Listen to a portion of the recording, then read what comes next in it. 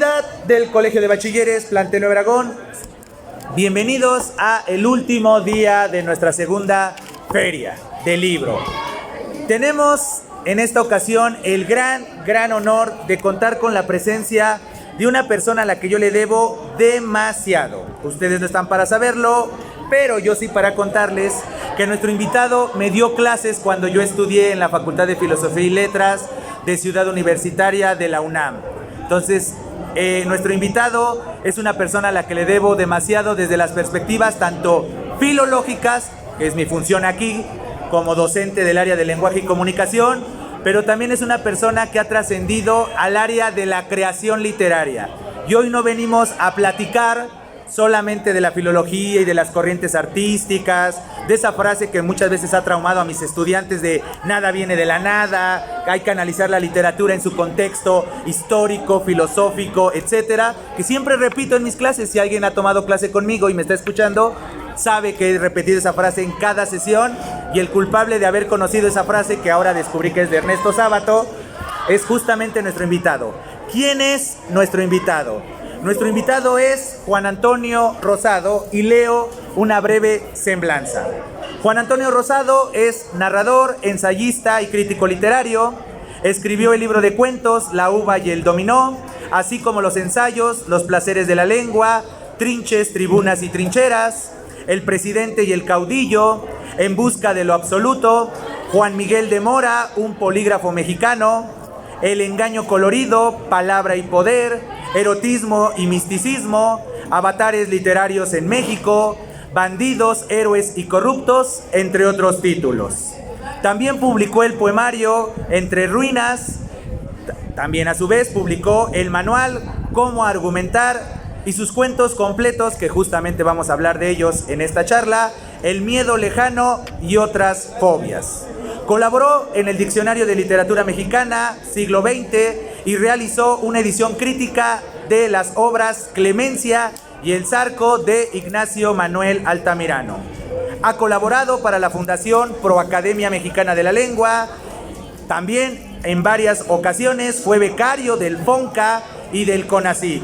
Y para que vean que nuestro invitado no es cualquier persona, fue ganador del premio de ensayo Juan García Ponce, y en el 2002 se doctoró en letras por la UNAM. Y hoy tenemos a Juan Antonio Rosado para hablar de dos de sus obras. Una, precisamente, la compilación de todo su texto cuentístico, y por el otro lado, una novela muy acorde con uno de los temas que queremos plantear en esta feria del libro: la toma de conciencia en torno a la violencia. Cómo las implicaciones de la violencia, del mundo de la violencia, a veces el mundo de las drogas, del narcotráfico, envuelto en nuestra sociedad, no solo en la sociedad adulta, sino también en la sociedad en formación como ustedes, adolescentes. Pero bueno, sin más preámbulo, muchísimas gracias, Juan Antonio, por haber aceptado la invitación a ser partícipe de esta segunda feria del libro del Colegio de Bachilleres. Recibamos a nuestro invitado con un merecido aplauso. Bienvenido. Gracias. ¿Se oye bien? Gracias, Leonel. Muchas gracias a todos por su presencia. ¿Quieren unos separadores? Adelante, agarren regalos. Iniciamos esta presentación con obsequios.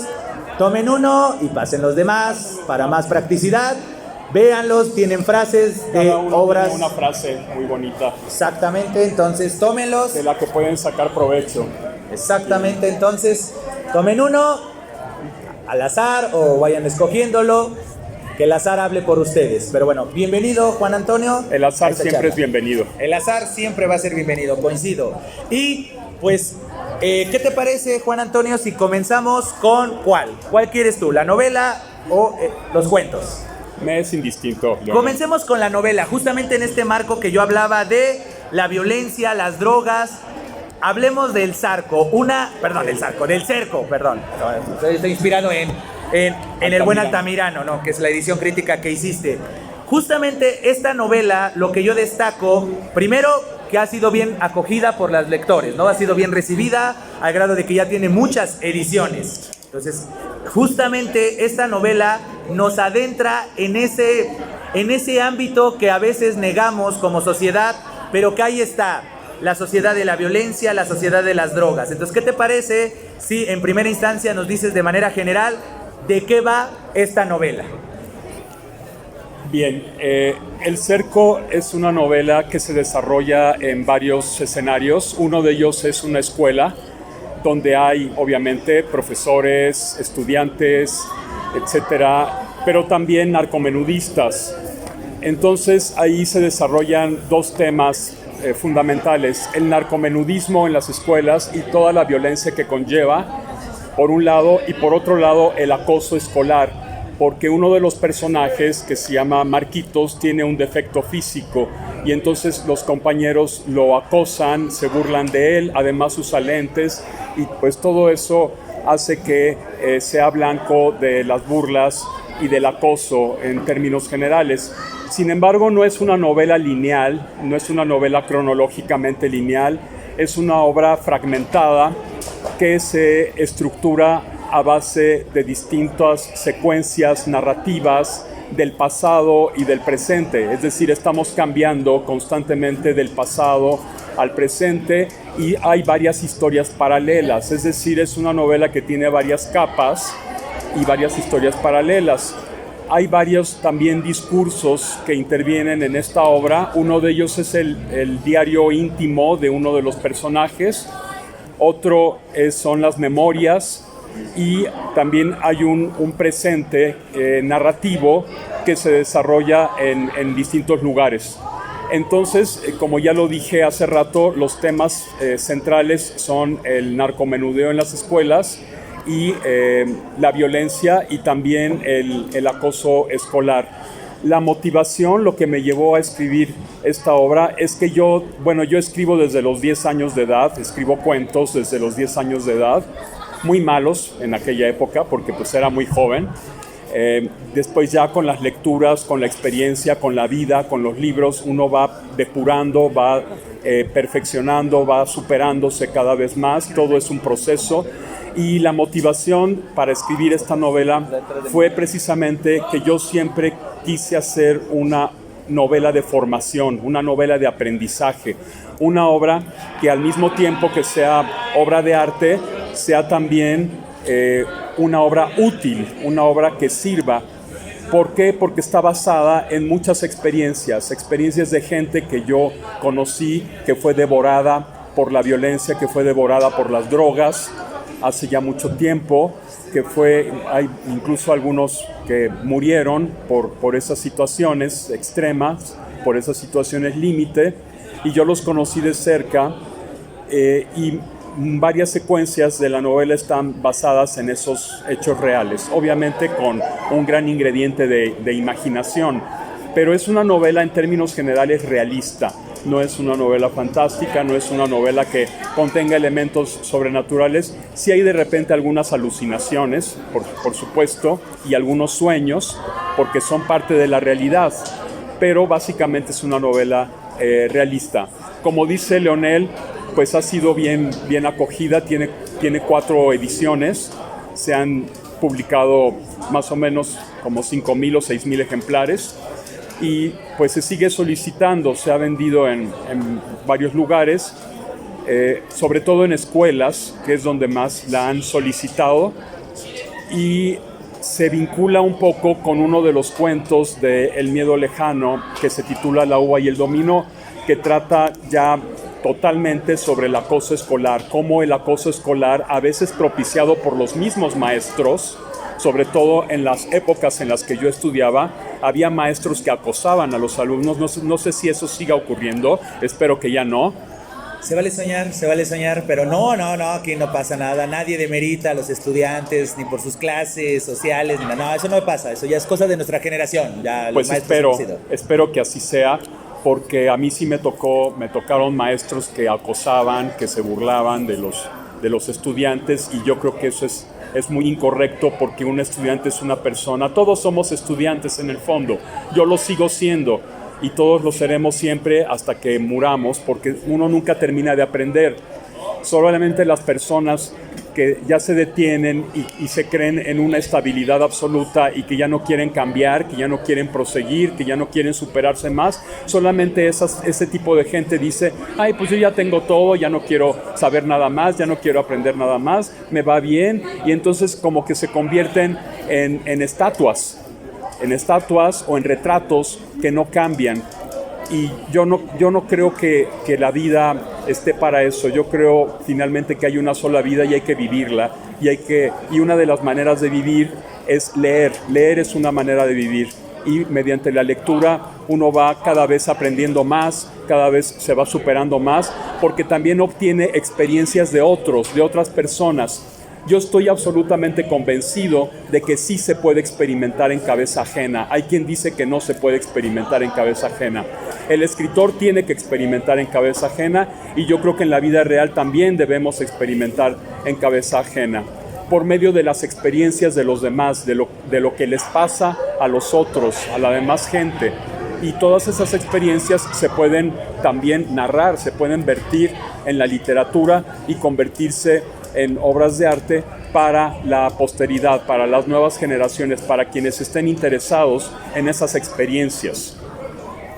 Totalmente de acuerdo, y justamente llevando agua a este molino llamado Segunda Feria del Libro, ese es el propósito de este tipo de eventos, aproximarlos a esas voces, que ya sea por medio del arte dramático, de las representaciones teatrales que han tenido lugar en el marco de esta feria, en los eventos musicales que también han tenido lugar dentro de esta feria, y este tipo de presentaciones, porque muchas veces una obra también toma sentido cuando el autor o la autora de dicho texto, de dicha obra, explica un poco el contexto, lo que hubo, el trasfondo, el respeto a las tradiciones, el respeto a los recursos, el respeto a la realidad. Por ejemplo, esta novela de la que estamos hablando, El Cerco, juega con ese dinamismo. Por un lado, la realidad flagrante del acoso escolar, del narcomenudeo, ese entorno de violencia a diferentes niveles, ¿no? Hay una famosa medición social del famoso violentómetro, ¿no? Desde poner apodos hasta llegar al extremo del asesinato,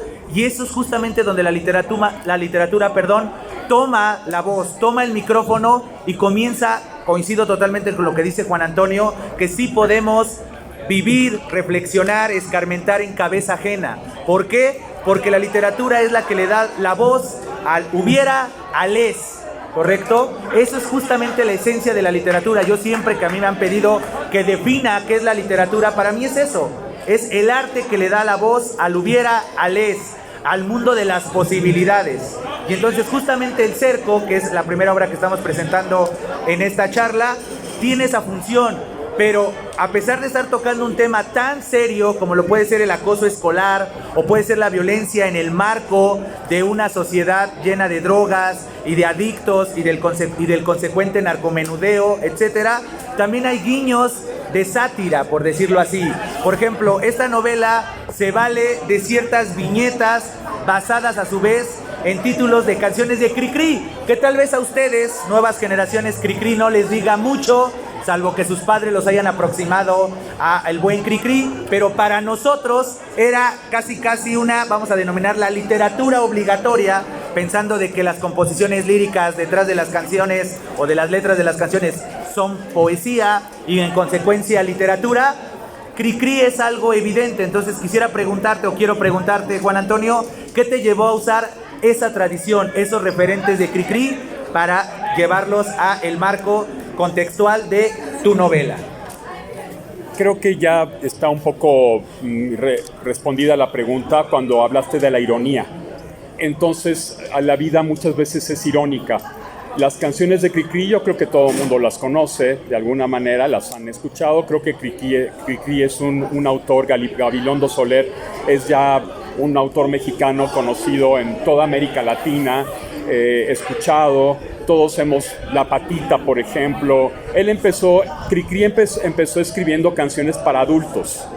No les voy a decir quién era La Patita originalmente, pero Cricri empezó escribiendo canciones para adultos, y en un momento dado alguien le sugirió: mira, aquí hay este programa, aquí hay trabajo en esta estación de radio, la XCW, aquí hay un programa, pero tienen que ser canciones infantiles.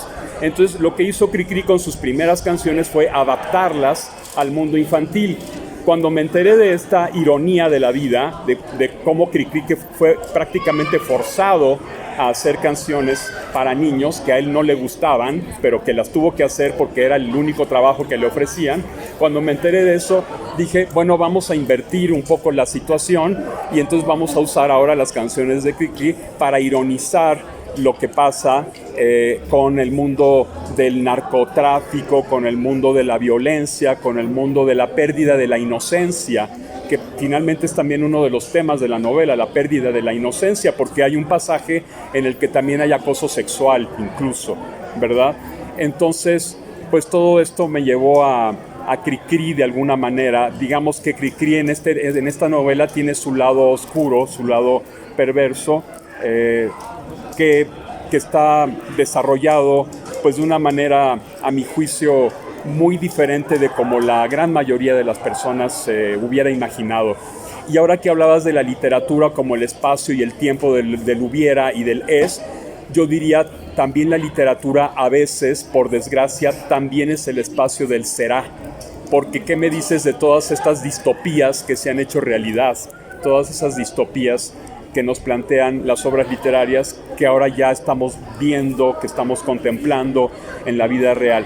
Y no es que los autores hayan sido adivinos o hayan pensado que eso va a ocurrir, sino que simplemente exageran por medio de las hipérboles lo que está ocurriendo en la vida real y dicen, si las cosas siguen como van, vamos a llegar a esto, y si las cosas siguen como van, vamos a llegar a esto otro. Y entonces así como por medio de la imaginación el autor puede plantear también un futuro, y eso ha ocurrido y sigue ocurriendo. Bueno, no sé si respondí. No, sí, totalmente, y eso es justamente lo importante, y ahí es donde entra la chamba de nosotros los lectores, que yo espero que en sus clases, tanto de lenguaje y comunicación, o de literatura, o si ya van en sexto de taller de análisis, estén desarrollando la importancia de hacer una lectura más allá de la lectura lineal, de la lectura literal. Muchas veces yo siempre digo en clase que un texto a veces dice más en lo que no dice que en lo que está diciendo, ¿no? Aunque se suene oximorónico, porque hay que saber leer entre líneas muchas veces. Esta ironía, ¿no? Por ejemplo, ¿no? Si uno no tiene el marco contextual de la historia de Cricri, no podría entender justamente el por qué este referente. Yo podría decir, como Cricri es el cantante para las infancias que implica la inocencia, y que justamente una de las cosas que habla El Cerco, esta novela, es la pérdida de la inocencia. Entonces, qué irónico que se esté usando las canciones prototípicamente relacionadas con la infancia y en consecuencia con la inocencia en un marco donde la inocencia es lo último que se defiende, lo último a lo que se le da importancia, al grado de que se corre el enorme riesgo de perder dicha inocencia. Entonces, eso es algo invaluable que muchas veces el texto no te lo va a decir. La novela no te va a sacar una nota al pie de página diciendo, checa, en mi mensaje más allá de la historia. Ese es justamente lo que nosotros tenemos que entender.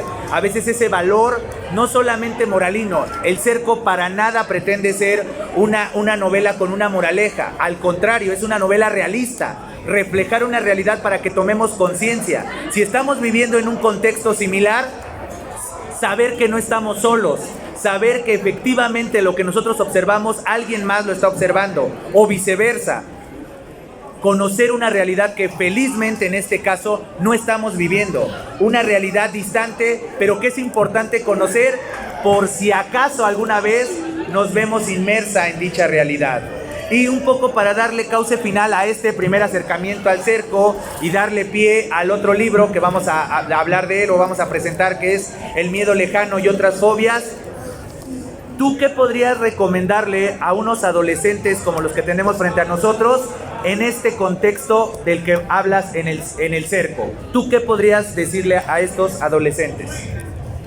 Bueno, el único consejo que yo puedo darles es que lean mucho y lean de todo, porque es una manera de experimentar en cabeza ajena sin ser esa persona a la que le están ocurriendo las cosas. Es decir, es cabeza ajena, es lo que le pasó a otro, lo que le puede pasar. Y ahora que hablabas del contexto realista de la obra, pues también yo creo que otro tema importante es la descomposición de la familia. cómo una familia puede descomponerse a partir de estas situaciones límites en las que un padre alcohólico y ambicioso que por querer tener más y más y más y más dinero se mete al negocio de las drogas y lleva, ahora sí que como decimos coloquialmente, lleva de corbata a su propio hijo, que ya de por sí estaba sufriendo un acoso escolar. Entonces, pues son cosas que han ocurrido, que desgraciadamente siguen ocurriendo, y pues el consejo es que en la vida real no, pues traten de alejarse de ese tipo de gente y tampoco confundan jamás la ficción con la realidad, porque son dos ámbitos totalmente diferentes.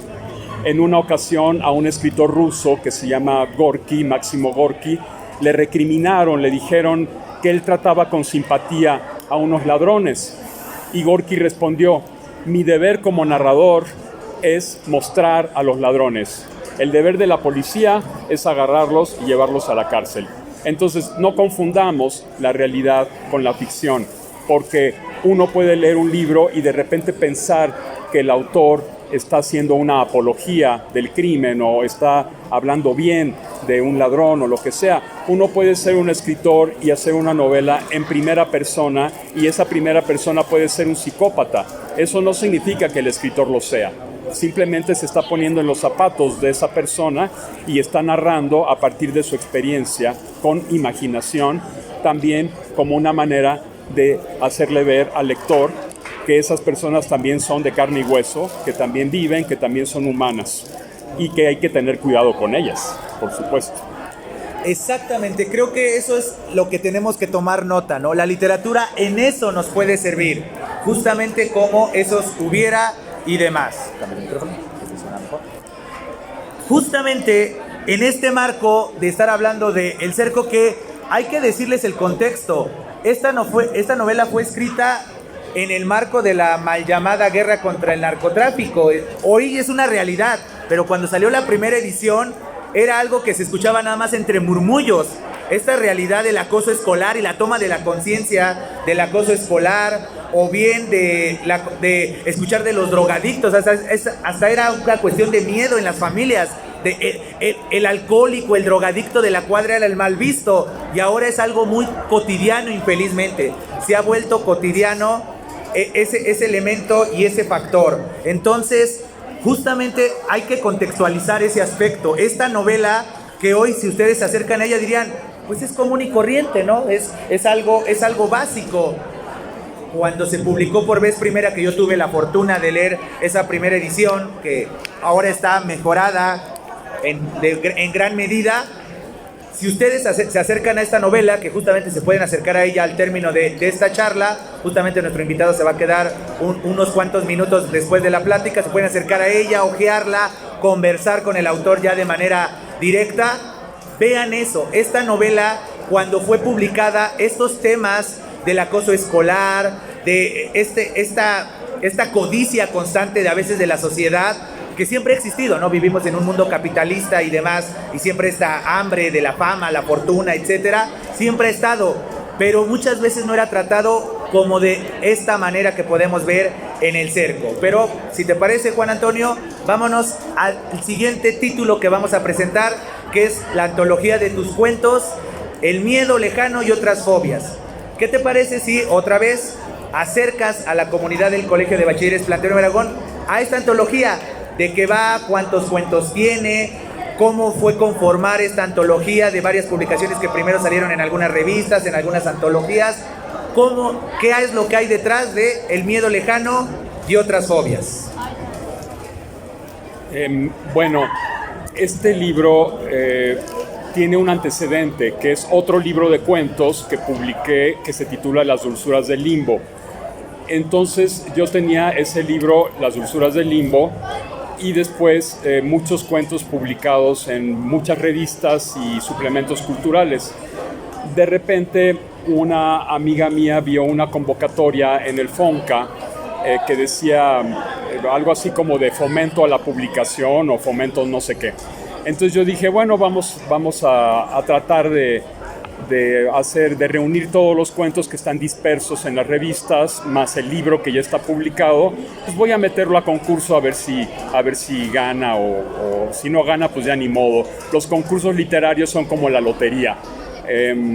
Uno compra un boleto y no sabe si va a ganar o no. Bueno, pues compré el boleto y ganó. Entonces, gracias a esa beca o a esos recursos que obtuve del FONCA, pues se pudo publicar esta bellísima edición de El miedo lejano y otras fobias. El libro es muy heterogéneo, se divide en varias partes. La primera parte se titula Sobre el tiempo y tiene varios cuentos, algunos con una atmósfera fantástica, sobrenatural, como Luces opacas. Hay un cuento que es una distopía en el que la gente se cambia de cabeza. Yo lo escribí hace como 20 años, 25 años, y se supone se ubica en un futuro en el que la gente se puede cambiar de cabeza. Ahora estamos viendo lo que está pasando, como todos estos cambios que hay en la sociedad, y yo digo, bueno, esto lo escribí, la primera versión es de finales de los años 80, y después, bueno, fue obviamente trabajado muchas veces el cuento, pero trata de eso, se llama Florido Laude, y trata sobre los cambios de identidad, los cambios de cabeza en las personas. Después hay otro que se ubica en la antigua Roma, que es el drama de Calisto, basado en hechos reales en el siglo II. Es un cuento histórico, pero obviamente también con mucha imaginación. Y hay uno que se titula La hormiga y la cigarra, pero no es la fábula. Tiene que ver con una señora que deja como testamento que se fumen su propio cuerpo, es decir, lo conviertan en cenizas y se lo fumen. Es decir, son cuentos un poco fuera de lo normal, fuera de los parámetros cotidianos o normales de lo que son los cuentos. En Vuelta de Paseo tenemos a un señor que está harto de su vida cotidiana y para romper con la cotidianidad se duerme al borde de un edificio para ver qué ocurre, y ahí todas las tardes se va a echar su siesta al borde de un edificio porque está ávido de aventuras y pues es un burócrata que tiene una vida muy aburrida. El miedo lejano trata sobre el terremoto del 85, que después hubo otro en el 17 y después hubo otro en la misma fecha, ¿verdad? Entonces se habla así de ese 16... ¿Qué fecha es? 22 de septiembre, ¿verdad? 19 de septiembre. Que fue 19 de septiembre. 19 de septiembre. Sí, se habla del 19 de septiembre. Se habla del 19 de septiembre en el cuento, pero pues son varios 19 de septiembre, entonces el cuento sigue funcionando, ¿verdad? Y en fin, hay cuentos muy irónicos. La uva y el dominó. La uva y el dominó es un cuento sobre el acoso escolar, que se conecta un poco con la novela El cerco. Y en fin, hay cuentos eróticos, cuentos que tratan sobre el resquebrajamiento de la familia, sobre la prostitución, sobre la ciudad. Hay uno que se titula La roncha canina, que se antecedió a la pandemia porque lo escribí 3 años antes de la pandemia y habla de una pandemia. Entonces después alguien lo leyó y me lo pidió para un libro de cuentos sobre la pandemia, para antologarlo ahí. Entonces, pues es lo que te digo, que a veces uno también escribe sobre el será, las famosas distopías, ¿no? Y es muy importante acercarnos a esta antología de cuentos intitulado El miedo lejano y otras fobias, precisamente por eso. Y más cuando hace uno la talacha de medio investigar cuándo se publicaron, en qué antologías, en qué momento, precisamente por esto. Por ejemplo, estos primeros relatos que son justamente fantásticos, por decirlo de alguna manera, en el sentido más allá de lo obvio, porque por ejemplo, este relato de las personas que cambian cabezas, pues no deja de ser una metáfora también de los avances tecnológicos. ¿Cuántas veces no hemos plagiado un texto y es como si metafóricamente habláramos, sustituyéramos nuestra cabeza? Hoy que en día está dándose este boom de las inteligencias artificiales, es algo similar, justamente, ¿no? Es como si yo agarrara mi cabeza, mi persona, y de repente la hiciera pasar por otra, o a la inversa. alguien que creó ese texto original que está plasmado en una plataforma, o que creó el algoritmo, el mecanismo, la programó para crear textos como hoy está ocurriendo con las inteligencias artificiales, y yo me apropio de ese texto, es como si metafóricamente estuviéramos intercambiando cabezas. Entonces ahí está justamente ese valor, ¿no? Como bien dice Juan Antonio, es cómo la literatura se transforma en ese arte que habla de el hubiera, es y el será. Muestra de ello es de este texto, ¿no? De hablar de una pandemia, y quién diría que 3 años después, quédate en tu casa y cambiar todo el paradigma de la cotidianidad, que uno creía que a partir de eso iba a cambiar la raza humana y demás, y se ha demostrado infelizmente que no, que esas distopías que nos hablan del año 2300 o más y siguen mostrando los mismos errores, en consecuencia nos siguen mostrando cómo la humanidad no ha cambiado, y tal vez existe ese pequeño riesgo de que no cambie, a pesar de vivir terremotos, vivir pandemias, vivir guerras, vivir hambre, vivir sequías. Y eso es justamente donde entra la literatura. Vuelvo a insistir, relatos justamente como los que podemos encontrar en El miedo lejano y otras fobias nos sirven para eso. Sí, pasar un buen rato, la literatura no deja de ser ese elemento lúdico, ese elemento de entretenimiento, pero no es su única función. Tampoco es esa función pretenciosa de andar presumiendo de yo leo demasiado. Lo que importa no es cuánto leas, sino lo que lees y lo que te deja lo que lees. Como bien decía Juan Antonio, lean lo que sea.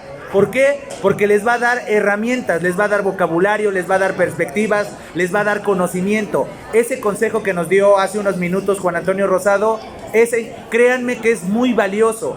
¿Por qué? Porque justamente la lectura, y también hasta podremos expandir el término lectura, ver una película, ver una serie, también es leer, porque implica una concentración, implica ponerte en los zapatos de otro, ya sea interpretación. Esa es la base fundamental. Entonces, acérquense a las historias. Obviamente, es importante también acercarse a las historias que fueron plasmadas en una obra literaria. ¿Por qué? Porque precisamente nos vuelve más empáticos, nos vuelve más consciente de nuestra realidad o de realidades posibles.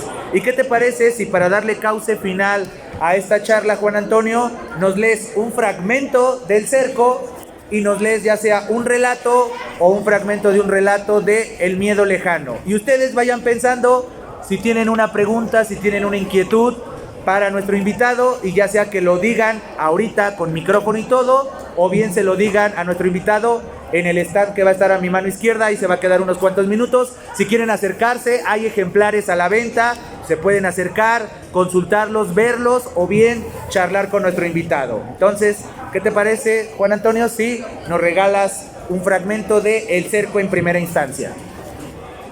Claro que sí, voy a leer el comienzo. Ahora sí que la había una vez, lo que se llama la había una vez. Sí. Era toda una aventura cuando Marcos y yo rondábamos la azotea como felinos. Desde allí mirábamos el jardín, el verdor intenso del pasto con sus 2 higueras, su naranjo, su limonero y aquel árbol gigante que nunca supimos nombrar porque no daba frutos, pero en cuyas ramas los niños competíamos a ver quién llegaba más alto. Apagué mi lasitud en ese viejo árbol para mirar alrededor y lanzar poderes mágicos contra la maldad y la injusticia. Jamás me identifiqué con los bandidos ni me sedujo la transgresión. En ese árbol una vez fui Ultraman, otras el Hombre Araña o Ultra Seven. ¿Se acuerdan de Ultra Seven, la serie japonesa de televisión? El himno que abría cada episodio era tan empalagoso que aún resuena en mis oídos. Recuerdo algunas tardes de crepúsculo en la azotea. Miraba la barda blanca que rodeaba la casa y la aislaba del exterior, y a los pocos peatones que deambulaban sobre la acera. Me recostaba boca arriba con los audífonos de mi Walkman pegados a las orejas, mientras mis ojos saltones contemplaban cómo el cielo, se coloreaba de rojo. El paso lento de las nubes formaba figuras indescriptibles al compás de la música. Jamás olvidaré esa casona laberíntica que ocultaba escaleras tras puertas secretas, cuartos debajo de cuartos, corredores que daban a corredores cada vez más estrechos y misteriosos, o así me lo figuraba en aquel entonces. ¿Y cómo dejarla de lado?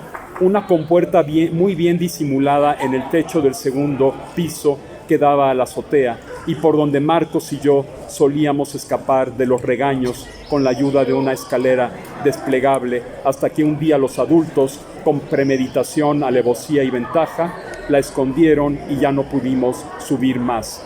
¿Cómo lo lamentamos? Sin embargo, cuando nos quitaron la escalerilla, encontré refugio en el árbol gigante de ramas caprichosas, pero también en mi habitación o en un cuartito que era como el punto final de un extraño pasillo cerca del baño en el segundo piso, donde estaban las habitaciones y una pequeña sala con un calefactor que nunca funcionaba en invierno. Los cuartos daban a esa salita alfombrada. La amplia escalera de madera que descendía a la sala principal se ubicaba junto a la habitación de Estela, quien a veces sacaba sus juguetes y su inmensa casa de muñecas para jugar en medio de la sala, a pesar de los regaños de tía Rosario. Quiero hacer una aclaración, ya hay una secuela del Cerco en la que Estela es la principal protagonista. Estela pues es un personaje importante en esta obra. En el primer piso se podía llegar al jardín por el comedor, por la puerta principal o por la cocina. Aun cuando las sirvientas trataban de mantener las bisagras aceitosas, siempre rechinaba el portón de madera que conectaba la sala principal con el comedor. Tía Rosario se enfadaba con Lupita cuando abría ese portón para pasar al comedor y de ahí al jardín. «Es que ¿cuándo diablos vas a ponerle aceites a esos goznes, caramba?». Cada vez que la tía se enojaba, su esbelto y arrugado cuerpo temblaba como muñeco de látex. Su rostro se ponía rojo y los brazos se agitaban como si pretendieran golpear a varios contrincantes, aunque solo fuera uno. «Ya lis puse, señora», contestaba Lupe con una ligera tos nerviosa. «Ya lis puse aceite hoy mesmo, por la mañanita, señora. Es que están rete viejos. Ya ni sirven, ¿pa' qué le cuento? Pues a ver qué hace para que ya no rechinen, doña Guadalupe». «Sí, señora». Tiempo después, tía Rosario mandó retirar el portón. Ya no hubo división entre el comedor y la sala grande, solo entre el primero y el enorme jardín, al que se accedía por una larga puerta corrediza de vidrio. Y bueno, es la historia de cómo se pierde esa casa también, cómo la familia termina perdiéndola. Pues, ¿qué te parece ahora? Sí, ahora nos compartes uno de los relatos o un fragmento de los relatos de El miedo lejano y otras fobias, para que precisamente nuestro auditorio conozca justamente los relatos, tu estilo, y al término de esta plática se aproximen al stand que está a mi mano izquierda, a su mano derecha, y justamente se acerquen, ojeen, conozcan la obra y, por qué no, también conozcan otros aspectos del autor. Adelante, Juan Antonio. Gracias, Leonel. Bueno, una característica del miedo lejano y otras fobias es que allí se manejan varios estilos diferentes, y uso la palabra estilo como técnicas o procedimientos o estrategias y recursos. Voy a leer el primer cuento, que se llama Luces opacas, pero no lo voy a leer todo porque aquí los cuentos son un poco... Bueno, este es muy breve, tal vez dé tiempo de leerlo. Se llama Luces opacas y dice así: lo único que podíamos distinguir en la más absoluta oscuridad era la luz de los fanales proyectada sobre la carretera llena de baches. A cada vuelta, en aquella sucesión caprichosa e interminable de curvas, los arbustos marchitos nos mostraban el aspecto incierto de la noche. Todo parecía infinito en la estrechez del camino. Llevábamos una hora sin música, en silencio, casi sin hablar y acaso aburridas de nosotras mismas, cuando Elisa empezó con su insistencia en bajar del coche. Se volvía a mí con los ojos bien abiertos y el largo cabello negro recogido, desparramando ansiedad infantil por los cuatro costados. Le pedíamos que esperara a que el tramo de curvas llegara a su fin para que pudiera bajar y hacer sus necesidades con calma, pero no hacía caso. Cada 5 minutos se obstinaba en bajar. Llegó a dar de manotazos en el aire mientras brincaba en el asiento trasero, en medio de lo que hubiera parecido la urgencia de su vida. Luz María, que ya reflejaba desesperación por las constantes curvas, comenzó a exasperarse por la insistencia de Elisa. Me daba gracia contemplar por el espejo retrovisor la nariz aguileña y ojos saltones que parecían desprenderse de la tez morena como si tuviesen resortes. En un momento dado, después de amenazar a la tonta de Lisa con la soledad del camino si seguía repitiendo que estacionara el coche, Luz frenó con brusquedad, fingiendo que pretendía detener el vehículo. Escuchamos los rechinidos de las llantas, del caucho sobre el pavimento, y de un instante a otro, casi sin darnos cuenta, la puerta trasera se abrió y nuestra amiga bajó con rapidez. Se escabulló perdiéndose en la profundidad abismal que ni siquiera se vislumbraba detrás de los arbustos amarillentos. ¡Ey, para el coche!, le ordené a Luz. ¡Elisa se fue! Luz María apagó el motor. Con el miedo de que alguien, algún artefacto pudiera golpearnos por atrás, puso las luces intermitentes. Por el espejo retrovisor pude observar su gesto de fastidio tras un largo quejido de Teresa, la copilota. ¿Y ahora qué hacemos? En principio decidimos esperar a que nuestra amiga volviera, pero después de media hora no soportamos más y preocupadas bajamos. El frío nos congelaba los huesos. A pesar de las chaquetas, los pantalones de mezclilla y las bufandas de lana, Teresa era la única que andaba en camisa corta, sin sostén, mostrando el contorno de los senos pequeños. Luz abrió la cajuela y sacó una linterna. ¿Para dónde se habrá ido esa loca?, preguntó Teresa con desdén. La dureza de sus ya de por sí rasgos duros y un poco masculinos se acentuó considerablemente. No tengo ni idea, respondí echándome el cabello hacia atrás.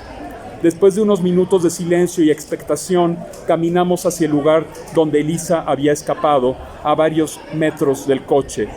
Una pendiente algo pronunciada, con un estrecho camino formado quizá por las pisadas de muchos campesinos durante años y años, era el único pasaje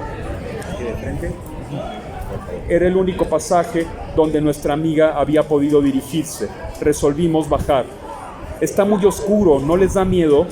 Luz María arrojó la luz de la linterna al fondo de la pendiente. La vía para descender se bifurcaba en medio de matorrales, árboles mutilados y arbustos amarillos. Parecía que no había llovido durante años. «Hay que buscar a Elisa», dije. «¿Y si nos perdemos?», preguntó Luz. «No podemos dejarla sola». «Pues vamos». «Ay, espérate. ¿Qué te pasa, Tere?» «Me estoy congelando. Voy por mi suéter al coche». Teresa regresó al coche y sacó un suéter de alpaca del asiento trasero. Su aspecto cambió después de ponérselo. Un poco en broma, Luz María le alumbró la cara.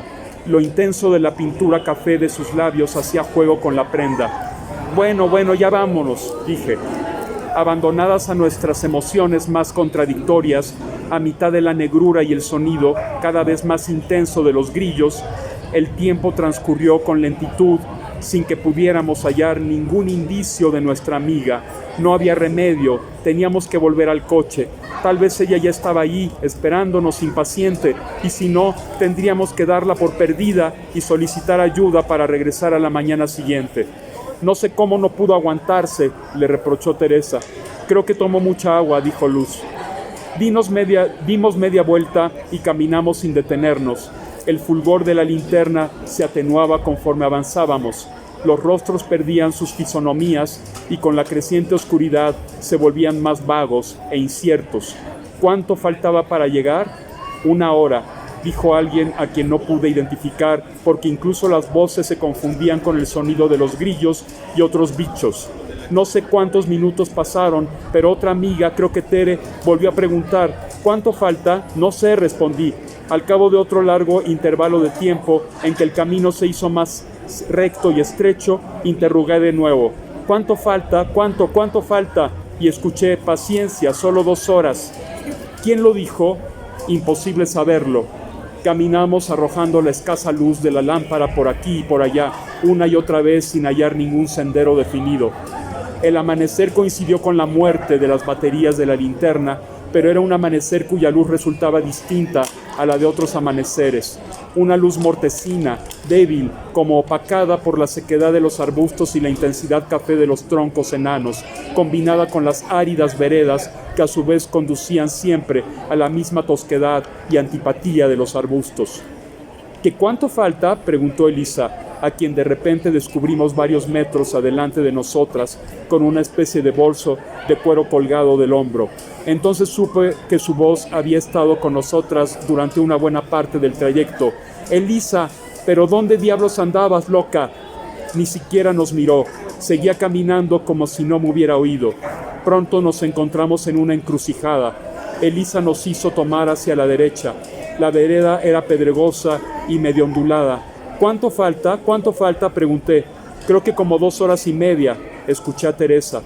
Pensé entonces en las luces del carro. Con toda seguridad estarán fundidas cuando lleguemos, si es que algún día llegamos. Al cabo de 2 horas, Tere preguntó: «¿Cuánto falta? ¿No saben? Tengo hambre». Luz María cree que aún faltan 3 horas. «Falta mucho más», dijo con serenidad nuestra guía, Elisa, quien tal vez se burlaba de nosotras. «¿A dónde quiere llevarnos?». Solo responde cuando le preguntamos cuánto falta. Si tratamos de alcanzarla, se va corriendo y nos amenaza con escabullirse. Hemos arrancado muchas hojas secas, tan secas como nuestras gargantas. Alrededor solo hay malezas, hojarascas, los mismos monótonos arbustos verdes o amarillos. Todo es desesperadamente igual. El sol ha salido por completo y puedo adivinar la hora. Nunca me gustaron los relojes.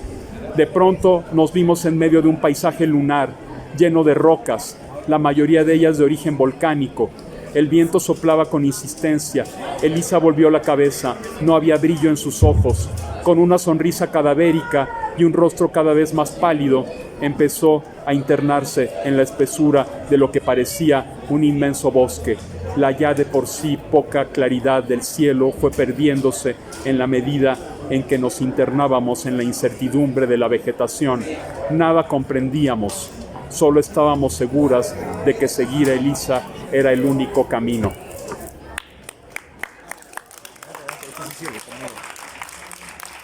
Infinitas gracias, Juan Antonio, por compartirnos este relato y justamente darnos una aproximación a tu estilo, a tus intereses, pero sobre todo a este libro que lleva por título, El miedo lejano y otras fobias. Y bueno, por cuestiones de tiempo, ¿algo más que quisieras agregar antes de que nos despidamos, Juan Antonio?